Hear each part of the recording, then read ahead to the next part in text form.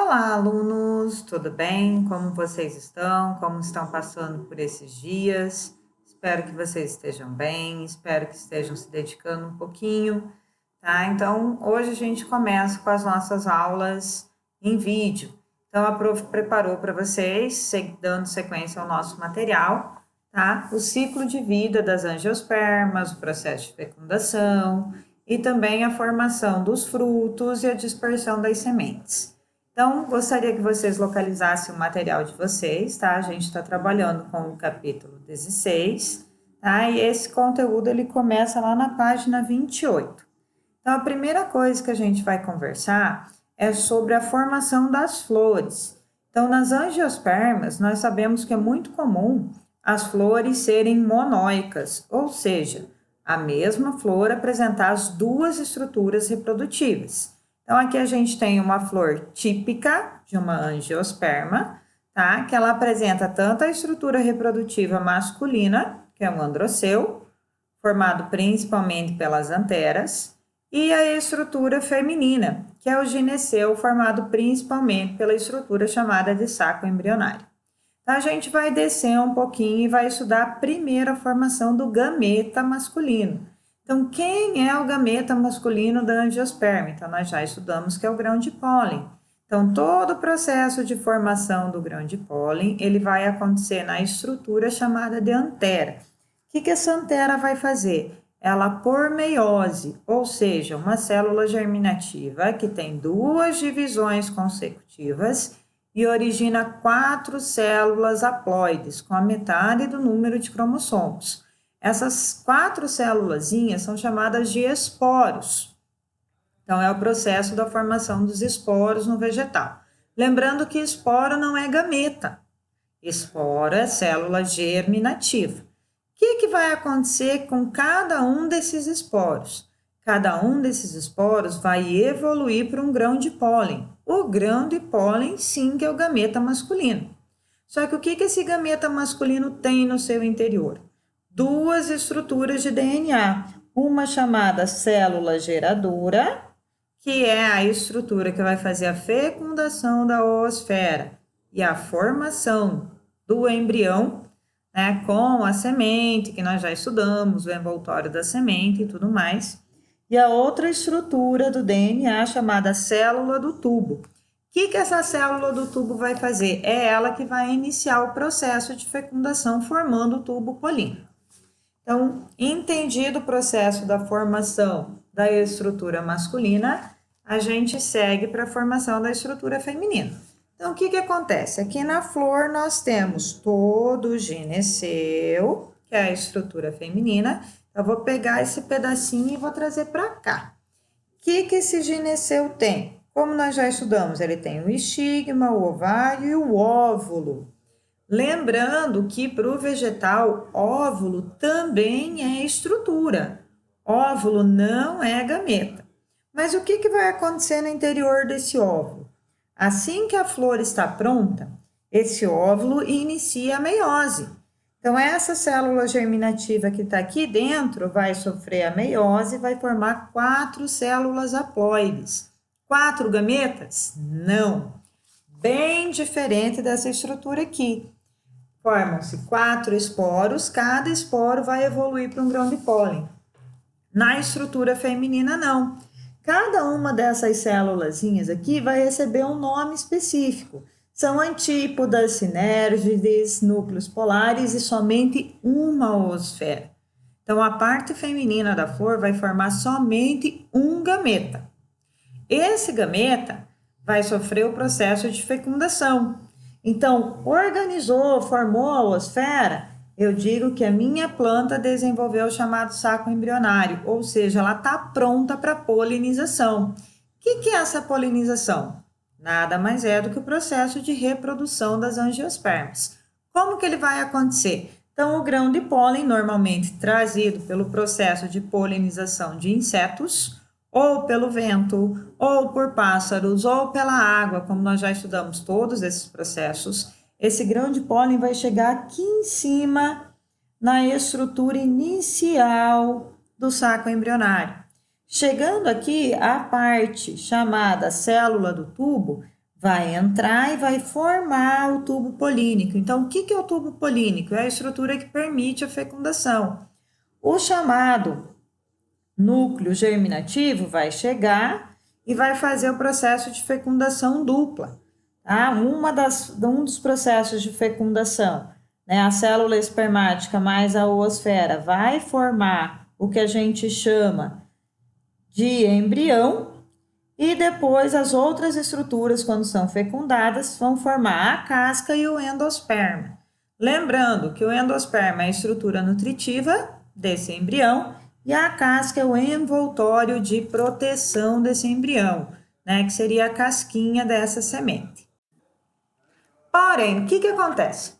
Nem toda angiosperma tem aquela flor bonita, com pétalas, né? Como nós já estudamos, algumas plantas têm o que a gente chama de inflorescências. Essas estruturas dificultam um pouquinho o processo de polinização, mas não impedem o processo de reprodução no total. A dispersão das sementes, ela depende muito do quê? Principalmente da formação da estrutura que protege esse embrião, que protege essa semente. Quem é a estrutura de proteção? Qual é a característica exclusiva das angiospermas? A presença dos frutos.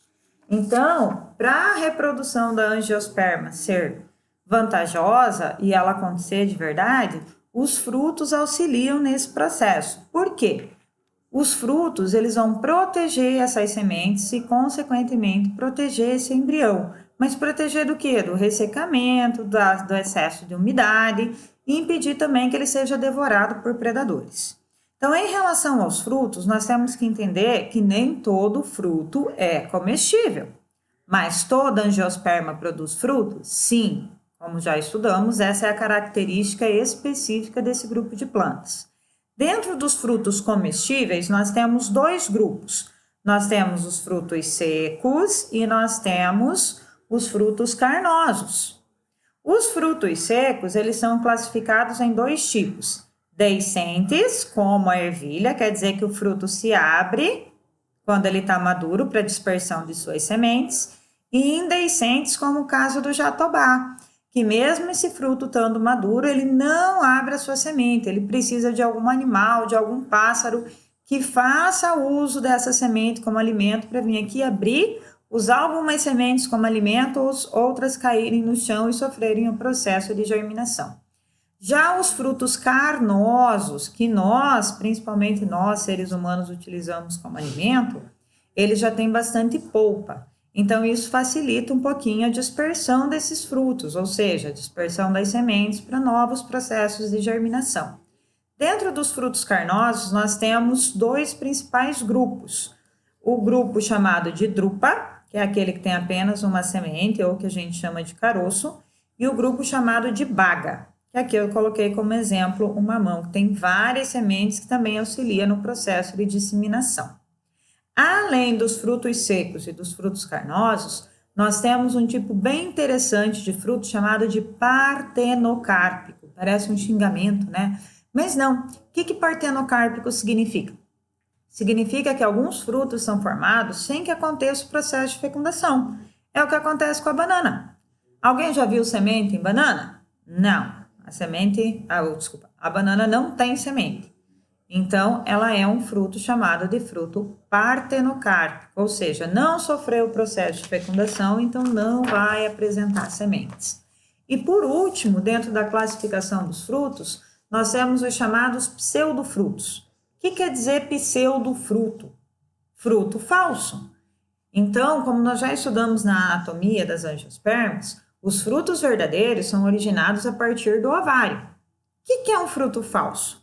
Fruto falso é aquele que não é originado a partir do ovário, ele é originado a partir de outra estrutura, como um receptáculo floral, como o processo do próprio óvulo e assim por diante. Então, nós temos aqui como exemplo a maçã, o caju e o morango.